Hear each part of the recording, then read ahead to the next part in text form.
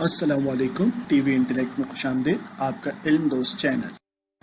ہمارا آج کا موضوع بھی کوئی خاص علمی موضوع نہیں ہے، مگر اس پہ ہمیں بڑی ریکویسٹ آئی کہ آپ اس موضوع پہ بھی اپنی رائے دیں، تو ہم نے ویڈیو بنانے کا سوچا اس پہ۔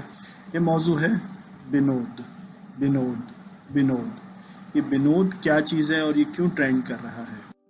تو اس کی اگر ہم تھوڑی ریسرچ کریں تو ابتدا ہوتی ہے سیلے پوائنٹ نامی ایک یوٹیوب پیج ہے۔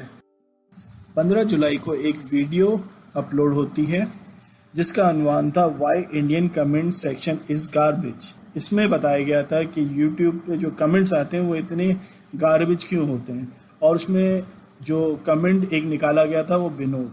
بیسیکلی بنود نامی ایک شخص تھے جو ہر دفعہ کمنٹس میں بنود ہی لکھتے تھے، تو انہوں نے اس کو نکالا، اس کو روسٹ کیا، اور اس کے بعد سے یہ ایک ٹرینڈ بن گیا۔ اس کے بعد پھر انڈیا کے بہت سارے یوٹیوبرز نے اس ٹرینڈ پہ ویڈیوز بنائی، اور بعد میں یہ ٹرینڈ کیونکہ انڈیا میں بہت زیادہ پھیلا تو ساتھ میں تھوڑا ہمارے ملک پاکستان میں بھی آ گیا، اور پاکستانی یوٹیوبرز نے بھی اس پہ تھوڑا بہت اپنی ویڈیوز بنائی۔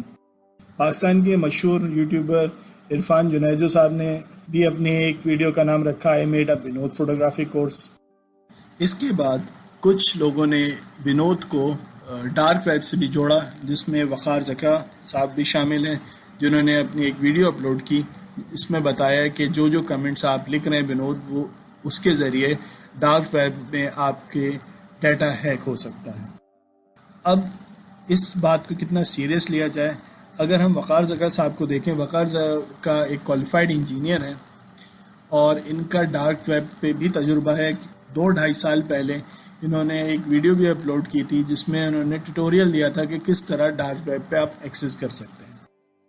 اگر ہماری رائے لی جائے کہ ہم اس پہ کیا کریں، تو ہمارے حساب سے اگر آپ سیف رہ سکتے ہیں تو سیف رہیں، کہ فضول میں کمنٹس کرنے کا کوئی فائدہ نہیں، کہ اگر آپ ٹرینڈ چل رہا ہے تو آپ بھی فالو کریں اس کو، ضروری نہیں، کیا پتہ وقار زکا صاحب کی بات صحیح ہو، اور اگر نہ بھی ہو کیوں فضول کے ٹرینڈ میں اپنے آپ کو شامل کریں۔ ویسے بھی کہتے ہیں کہ احتیاط علاج سے بہتر ہے۔ اگر ہماری ویڈیو پسند آئی ہے تو لائک کیجئے، شیئر کیجئے، کمنٹس کیجئے، اور ہمارے چینل کو سبسکرائب کیجئے تاکہ ہماری حوصلہ افزائی ہوتی رہے۔ شکریہ۔